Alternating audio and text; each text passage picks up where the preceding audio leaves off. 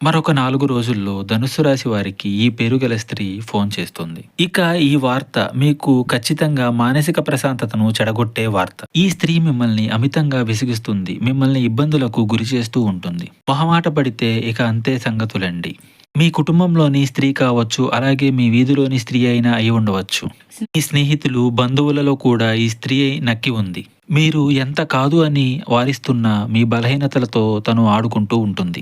ఆమె ధనాన్నే ఆశించవచ్చు, లేదా మీ దగ్గర నుంచి ఎటువంటి సహాయాన్నైనా ఆశించి ఉండవచ్చు. మిమ్మల్ని చాలా అయితే విసిగిస్తుందండి. ఆమె మాయమాటల్లో పడి సహాయం అనేది చేయకండి. మీరు సహాయం చేయడానికి పూనుకుంటే ఇక జరిగేది మీ నష్టమే. మీ జాగ్రత్తల్లో మీరు ఉండండి. ఒంటరిగా ఉండటం, మౌనంగా ఉండటం మీకు చాలా వరకు శ్రేయస్కరం. ఏదైనా కన్‌ఫ్యూషన్ అనిపించినా, లేదా ఏదైనా ఇబ్బంది అనిపించినా భగవంతునితో మొరపెట్టుకోండి. దగ్గరలో ఉన్న దేవాలయాన్ని సందర్శించుకోండి. నిత్యము శివారాధనను చేసుకోండి. ఇంకా మీకు ఇతరత్రా ఎటువంటి సమస్యలు, సందేహాలున్నా ఒకసారి గురువు గారిని సంప్రదించండి.